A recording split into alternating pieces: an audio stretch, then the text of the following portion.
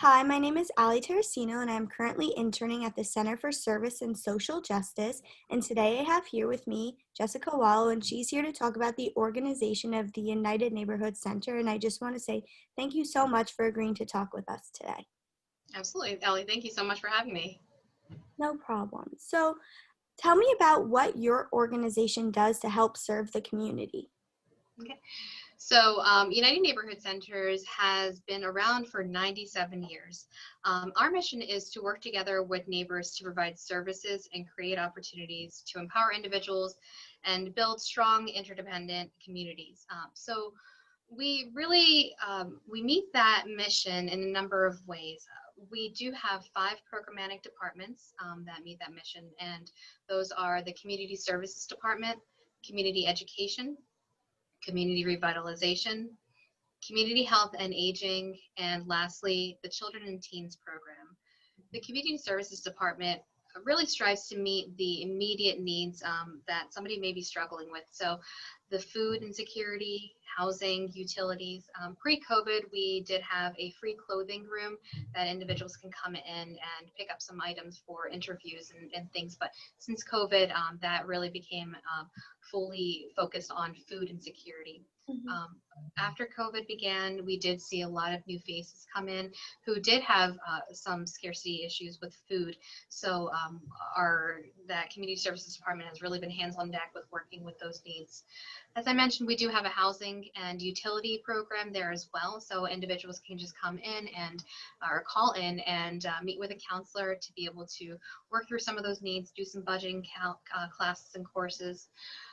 We also have a supportive housing program, and these work with people who are formerly homeless and as well as families and individuals to help them with self-sufficiency, work on some goals, and get them back on their feet so that they can be able to rent on their own and move forward and meet their goals. Our community education department strives to work with individuals with literacy, so adults who are learning to read or would need some guidance with reading, as well as some of the newer immigrants and individuals to the community. We recently added a refugee resettlement program in the community education department. So that is working with some individuals from all over, but Congo, Nepal, India, and they are working, as I mentioned, with people learning to speak English. So for that, we do some language partnership where an English-speaking person would match up with somebody who's a foreign native foreign language speaking person, and they have some really great classes that work with the adults and children as well. We do have a community revitalization program, which, as I mentioned, that's exactly what it is. It revitalizes different parts of the community in Scranton, works on blight in the region, and really it really helps to bring the community together.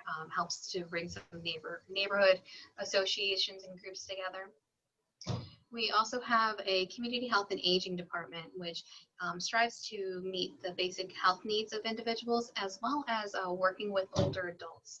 So that program is really creative in that we do have some in-house programs where older adults can come in and get involved, but then they also can go out into the community, do walking groups, go into the home, help with just some literacy regarding health for the individual. And finally, we do have our children and teens program. And so our children's centers, we have 3 childcare centers for ages 3 until 12. And we also have our teen program. So right where the children's centers would end at 12, our teen programs pick up, and they have after school programs. Right now they're doing a lot of virtual learning, but they are doing some in person as well. Oh, wow. That's a lot of stuff, but I mean, I'm sure everybody in the community is very appreciative because you're offering not only, like you said, food security and help with housing, but you're also offering like a safe space for children and teens to come. And unfortunately, not everybody has one of those or has the opportunity to do that. So it's very nice that you guys offer all these different programs for all ages. Thank you. Thanks. Mhm. So my next question is, what do you believe is like the most important needs of the community that you guys serve? So the needs in the community are always ever changing. Really, it depends on what's going on, what's the climate at that time. Right now, what I would guess would be the most important need would be safe and affordable housing. There's a lack of safe and affordable housing in our community, where individuals who may not be able to afford, even their security deposit plus their first month to be able to move in, but then also to be able to afford it moving forward.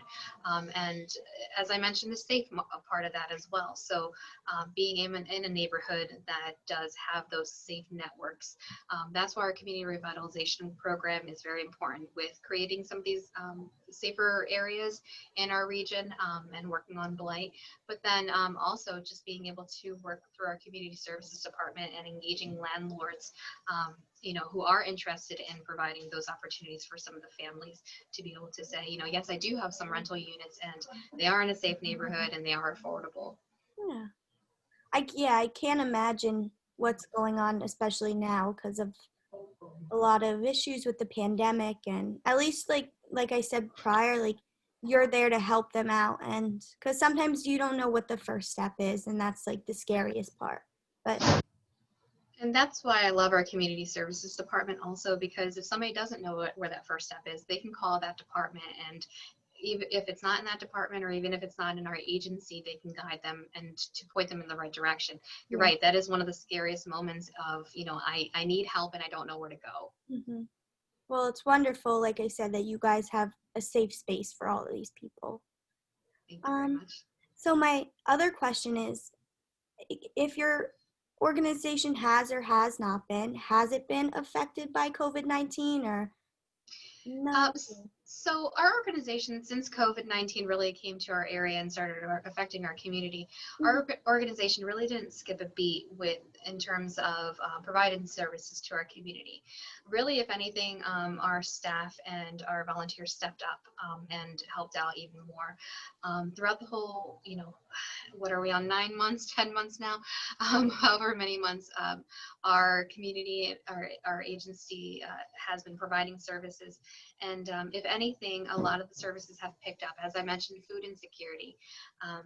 Prior to COVID, we were estimating probably an average about 45 food bags a day were going out. And recently we are hitting over 100 bags of food on some days. And many of those faces are new faces who have never received not only food but any services within United Neighborhood Centers.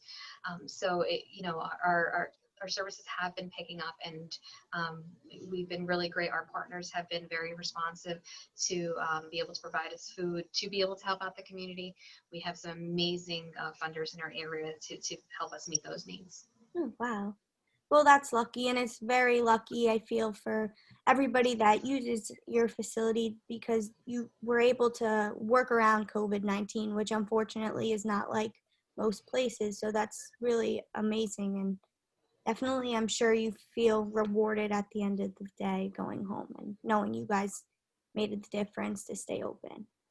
Yeah, it was important to us. Early on, we had made that decision. We had to figure things out and figure things out very quickly. So the team did come together and, and we continue to also, because things are always changing, and, guidance from the government and the CDC is changing as well so quickly. So we do come together very quickly to figure out ways that we can still continue to meet the needs of our community, which is so important to us. Yeah. Wow. Good for you guys. My last question is there any ways that people can still volunteer there and help out? So yeah, we definitely do have a few ways that we are taking some volunteers. One is through our food pantry. So if somebody is interested, they could go to our website and fill out the volunteer interest form. As well, we do have some new opportunities through our virtual programming. Our community education department, we can help have somebody connect with either a foreign language speaking person, an English language learner is what we call, and we would be able to partner them up. And it's not necessarily, you don't have to have a teaching background or feel like, it's really just, it's very it's very laid back, and you're just having a conversation. And our staff would be able to provide some lesson plans for the volunteer if they wanted to work through some lesson plans. So that's one opportunity. We also do have some virtual programs to our teen programs. So that would be connecting with if you have a special skill, like a musical skill. I know that right now they are looking for people who do have some musical skills to be able to teach through Zoom to our teens, or in person through socially distancing opportunities. Wow. Um, or even budgeting with our teens. And lastly, I would say our community health and education, and I'm sorry, our community health and aging, in particular with the aging aspect of that. So with aging and understanding that a vulnerable population is the older adult population, we do try to have some virtual programs so that the older adults can connect, as well as maybe even like a tutoring if you wanted to do a one-on-one with an older adult and help them with some virtual learning. So there's a few different opportunities, and if somebody is interested in volunteering, they could always contact us, and I can see what their interests are and see how to match them up with one of our programs. Oh, well, that's wonderful. And I know, like, one of the main reasons I'm holding these interviews is not only to get the word out about the different organizations around the area, but it's also to let, like, kids know, like, at school and stuff, and even whoever, that there's still organizations accepting volunteers, and Hmm. some still need volunteers to help operate. So that's definitely a big step and a big thing we are trying to promote right now. But Oh, that sounds great. we really appreciate you talking with us, and it was very eye-opening to me. I didn't realize that you guys had so many amazing programs. So I want to thank you personally, and I want to thank you for what you do for the community. Absolutely, and thank you so much for offering these interviews up as well. I think this is important for the community to be able to hear what the organizations do, but then also, you at the U, at being a University of Scranton student, that's important to connect. And yeah, it's a great opportunity that you're doing.